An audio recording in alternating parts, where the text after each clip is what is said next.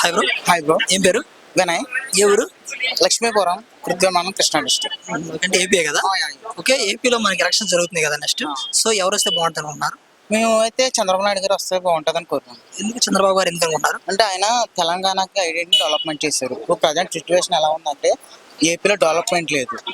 ఏదో స్కీమ్స్ వేస్తున్నారు తప్ప కంపెనీలు తేవడానికి డెవలప్మెంట్ లేదు. అందుకే మేము మళ్ళీ చంద్రబాబు నాయుడు గారు వస్తే బాగుంటుందని కోరుకుంటున్నాం. ఓకే, అంటే జగన్ గారు చాలా సంక్షేమ పథకాలు పెట్టారు కదా, దానివల్ల ఏమైనా ఉపయోగం ఉందంటారా? స్కీమ్స్ అంటే అకౌంట్లోకి మనీ వేస్తున్నారు తప్ప అట్లా వాళ్ళు యూజ్ లేదు.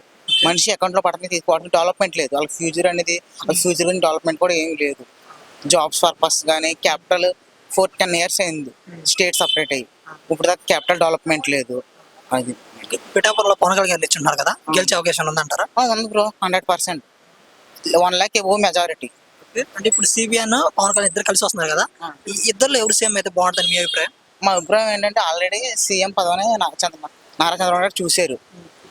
ఒకసారి పవన్ కళ్యాణ్ కూడా ఇచ్చేస్తే ఆయన చేసే విధానం అనేది తెలుస్తుంది జనాలకి. ఇప్పుడు మరి సీట్స్ అయితే 175 అంటున్నారు జగన్ గారు. ఇప్పుడు ఎవరికి ఎన్ని సీట్లు వస్తాయని మీరు అనుకుంటున్నారు? నేనైతే పవన్ కళ్యాణ్ గారికి చంద్రబాబు కలుపుకున్నది ఎక్కువ వస్తాయి అనుకుంటున్నాను. అంటే సుమారు ఎన్ని వస్తాయి అనుకుంటున్నారు? ఎబో 120. అంటే ఇప్పుడు జగన్ గారి పాలన మరి మీకు ఎలా అనిపిస్తుంది? పాలన అనేది బ్రో ఏం లేదు బ్రో. స్కీమ్స్ వేసేస్తున్నారు తప్ప డెవలప్మెంట్ లేదు. ఓకే, అంటే మీరు అనుకున్న ప్రకారం నెక్స్ట్ సీఎం ఎవరైతే బాగుంటుంది అనుకుంటారు? నెక్స్ట్ సీఎం అంటే నారా చంద్రబాబు గారు, పవన్ కళ్యాణ్ గారు. ఇద్దరు ఎవరు ఒకరు వస్తే బాగుంటుంది. బాగానే ఉంటుంది. ఇంత ఏం పేరు చెప్పారు మీరు? Vinay. Thank you bro. Thank you bro.